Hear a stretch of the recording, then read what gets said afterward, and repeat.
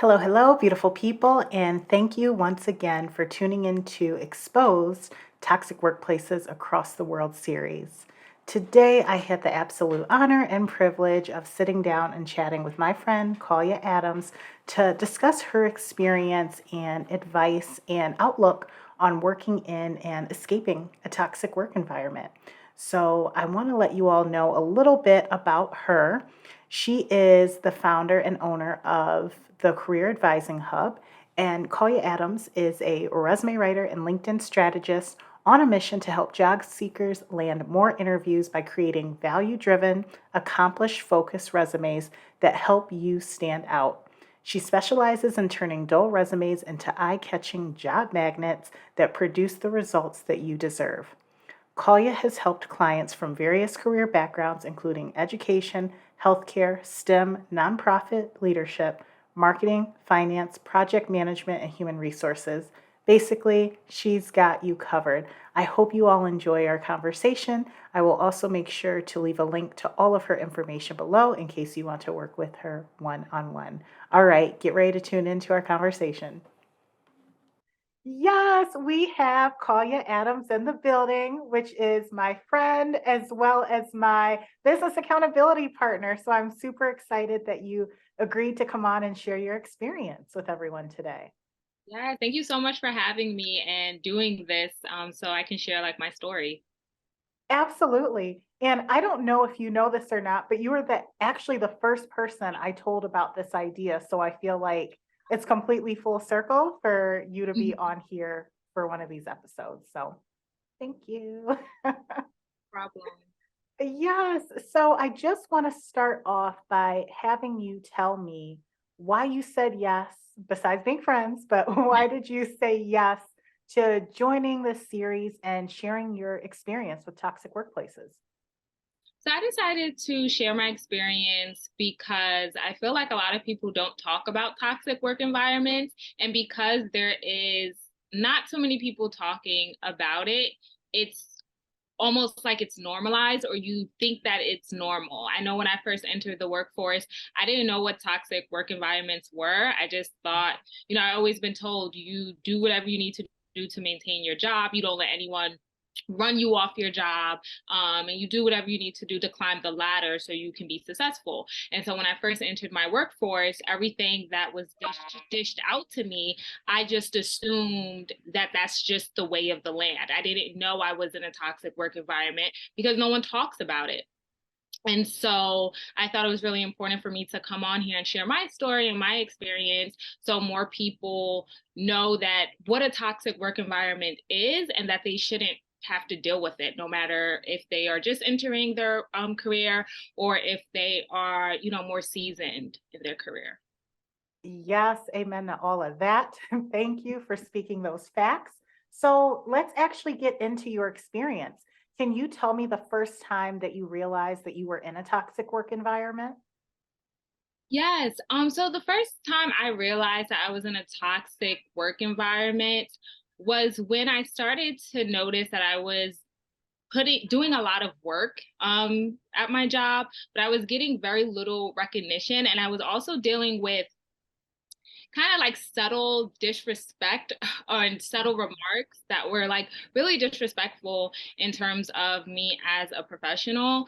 And I would get like these micro like commentary where it was like I would be in a meeting and I would share my ideas in terms of what we should be doing as a organization, and then I would get comments like, oh, Miss Adams, you're so cute, or and it was very like belittling almost. And or like just other subtle things where it would be the holidays and every staff member got a gift, but I was purposely left out of participating or getting any, Wow. right? And it was very clear, even everyone got a gift, even the janitor. And not no shade to the janitor, but it just showed that the fact that it was very blatant, like everyone got something for the holidays to show their teacher appreciation, but me was a slap in the face. And one thing else that I would share that I thought was really kind of disrespectful, my name was spelled wrong in all documents for the 4 years that I worked there. And I just think like little things like that, especially when you bring it up, and yeah, mistakes and typos happen, but if someone's continuously bringing up, hey, you're spelling my name wrong, or you're spelling it wrong on awards, or like things that are supposed to be like sentimental and showing your appreciation, you're purposely, it feels like you're purposely doing that. It's almost like a slap in the face almost, and showing the lack of care that you have for someone. I could go on and on in the terms of the disrespect or like the little subtle Yes. hints that I dealt with. I, Um, I I love this, and I want you to give more examples because I think that a lot of people who are in toxic work environments don't easily recognize some of those microaggressions or like little jabs that people take here and there. So yes, please share a couple more examples so our audience knows. Yeah, and then also I feel like going into the workforce, like when I first entered the workforce, I was 21, fresh out of college. And so I looked young and I was young at the time. And I think that also brought up a lot of like people undermining me and my ability. And so just constantly not taking me serious or making comments about like, oh, you look like the students, no one's going to take you seriously, or like belittling me in front of students. Um, so it kind of felt like they didn't care or value the input that I was bringing up. Also, just, also little things like cutting me off during meetings or like not Yeah. listening to any of my ideas. So it was really difficult in a lot of instances in terms of navigating that space and trying to find my own stance within the environment. When every single turn I felt like I was being belittled or like just not valued or made to feel othered in a way, Mhm. because other staff members were clearly getting certain rewards and respect, and then I was just like, no, it's okay. Oh, and then another thing is also being referred to as the intern. I was Oh always my gosh. referred That's to the awful. intern, even though I was a full-time employee. I How came there disrespectful.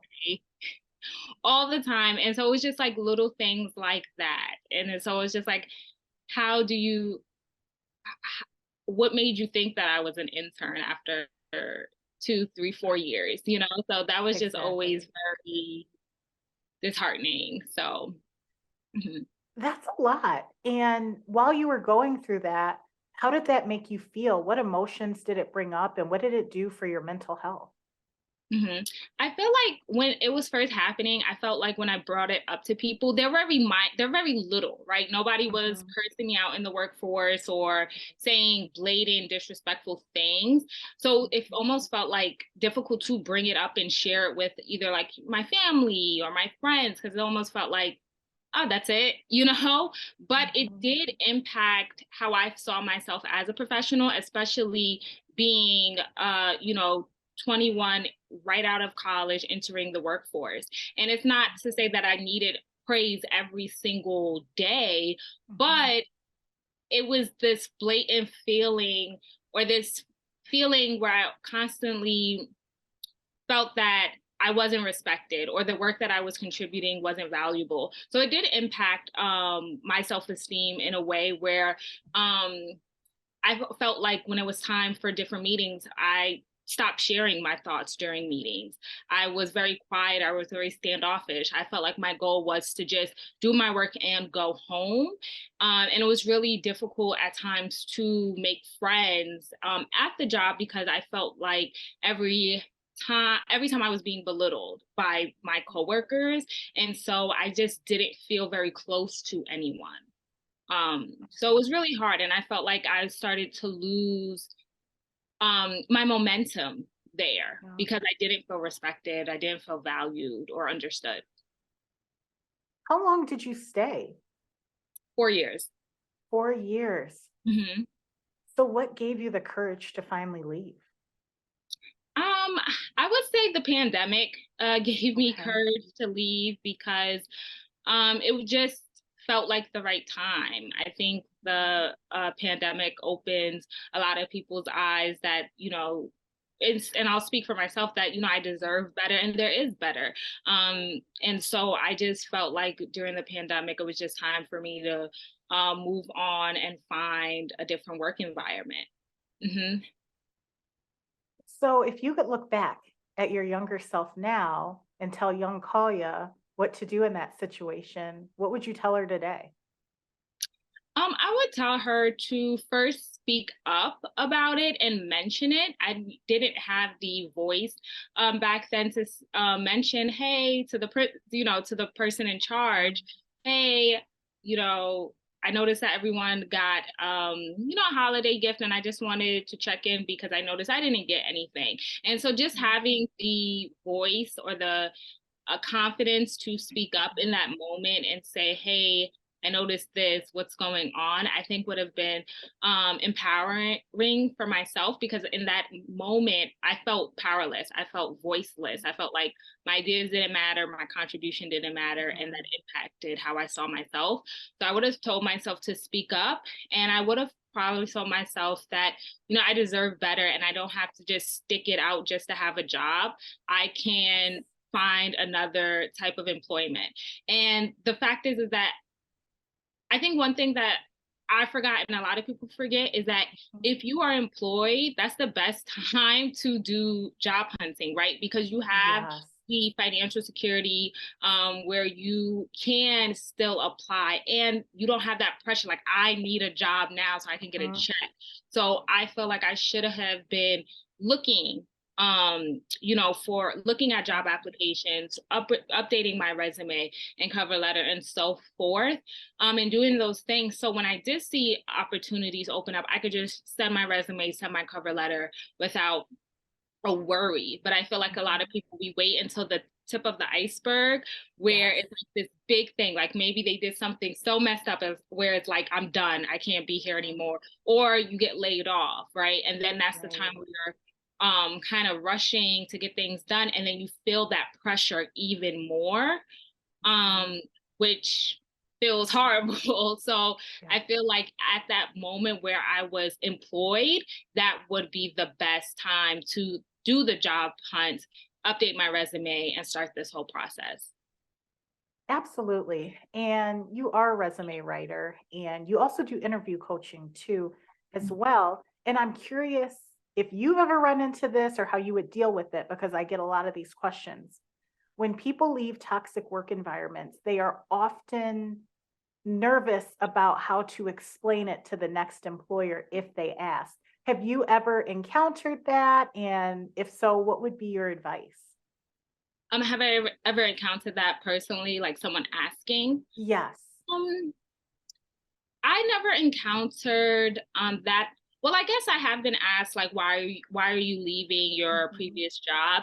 And I would always advise never like talk that poorly about the other company, because it does set a poor reflection on you. So you should never talk poorly about the previous employer or dive so much into the situation, because Mhm. you don't know the person on the other side and how that will be received. So what you want to do is, or what I've done in those situations is just, kind of be as broad as possible and just Mhm. say, I've got a lot out of this previous work experience where I've gained X, Y, and Z skills.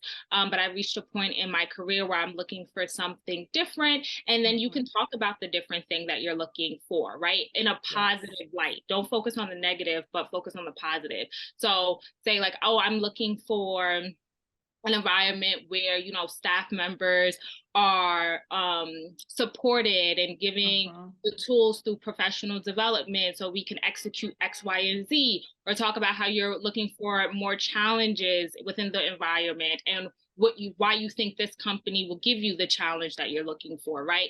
Kind of focus Yes. on the positive and focus on what this new company can provide for you that you're super excited for.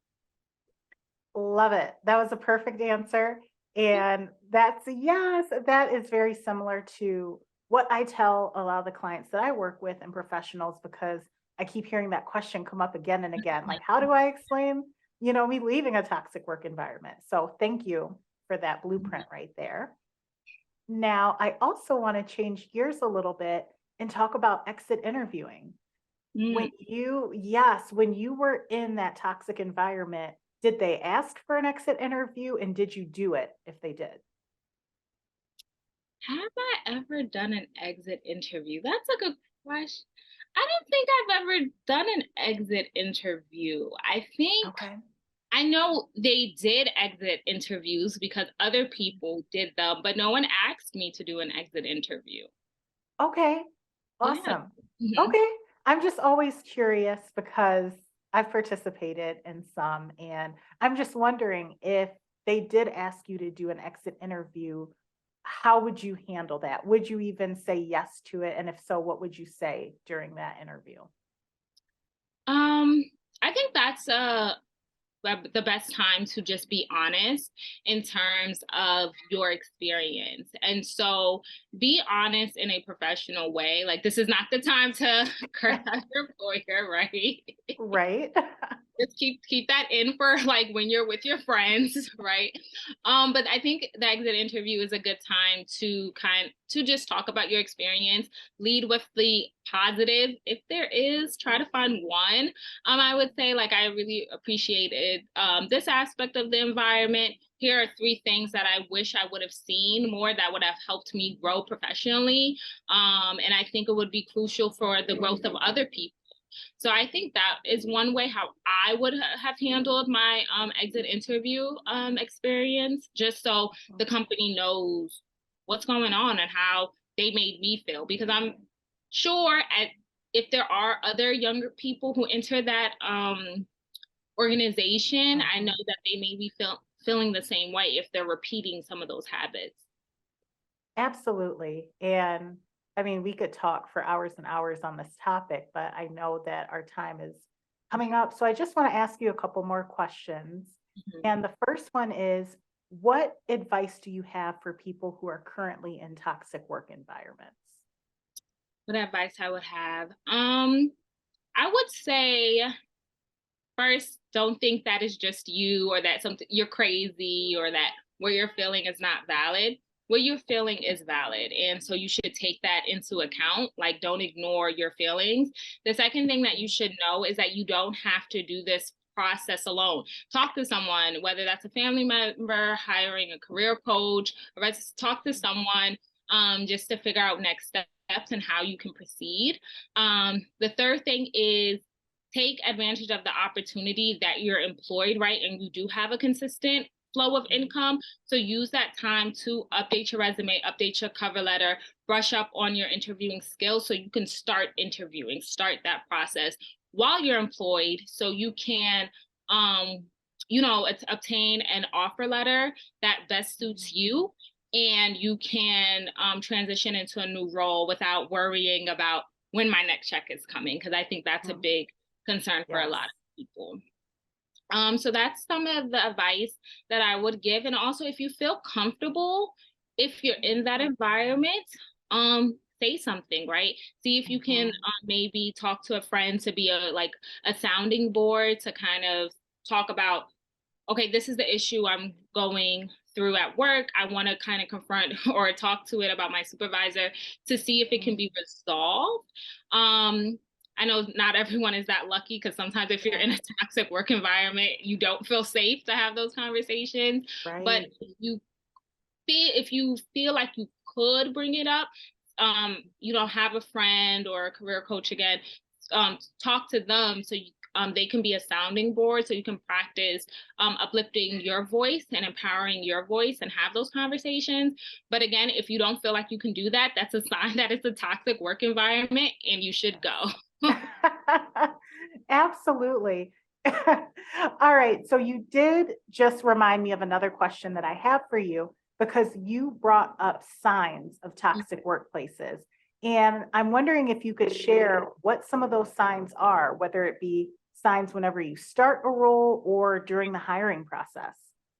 That's a great question.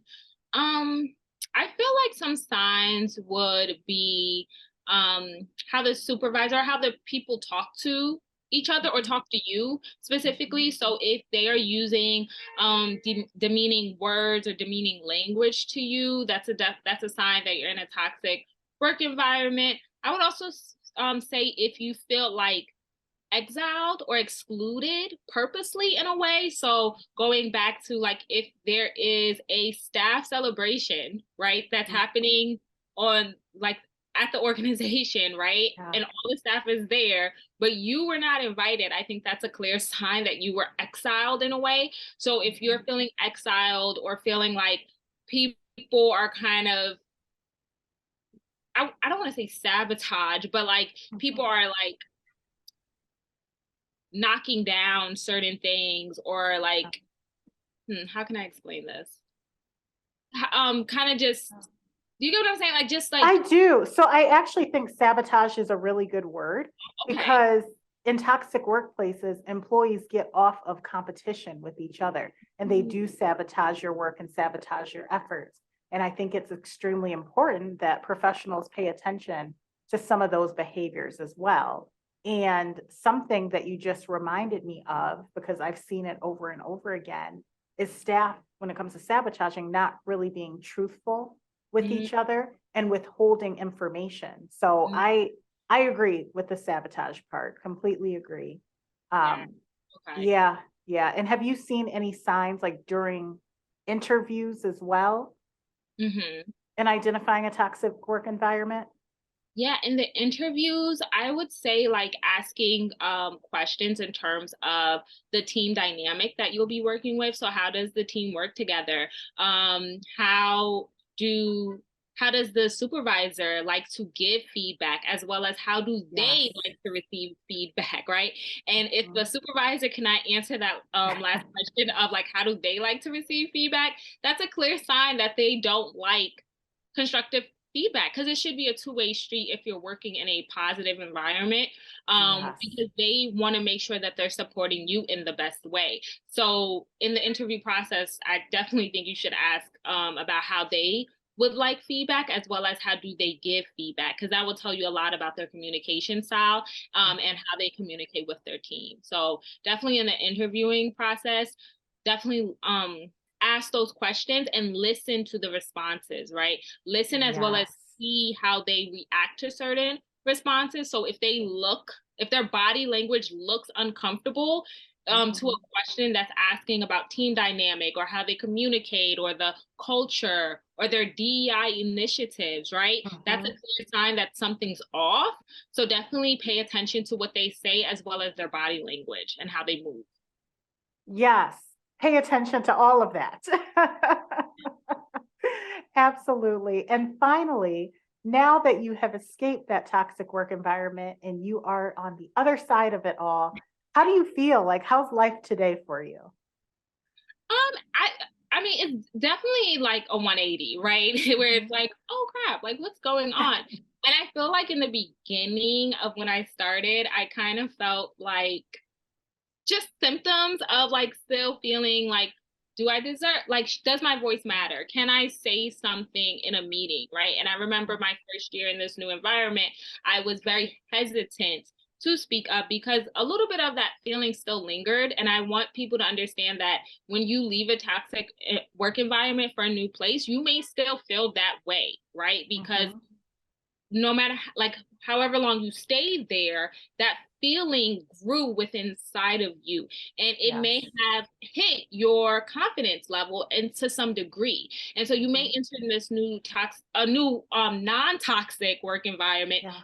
feeling that way. And so just know that those lingering feelings, those are there, right? Mhm. Your feelings are valid, but also know that it's okay to kind of combat that and challenge yourself to overcome that. So when I was in a meeting where I was like, oh, I don't feel like I can say my ideas or I don't want to say Yeah. anything in the meeting, I would challenge myself. I was like, well, say something. Or I would wait until the end where, in the meeting, so like they'll say, does anyone have any comments or um, thoughts? Because they're opening the platform for me to speak. So I was like, okay, I'm going to challenge myself. I'm going to get off mute and say something. And so definitely just challenging yourself to overcome those feelings and those barriers that you're putting up in front of you. Just challenge those day by day.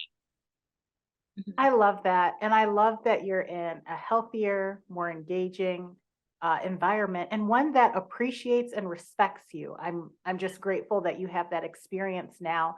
And I'm happy that you shared it because it shows people that there is better out there. You have more opportunities and there is a greener grass, put it that way. So So I'm grateful that you shared that. But on top of working in a healthier work environment, you also have a business that just does incredible work and helps so many professionals land jobs that they love. So I want to give you an opportunity to talk about how you help job seekers.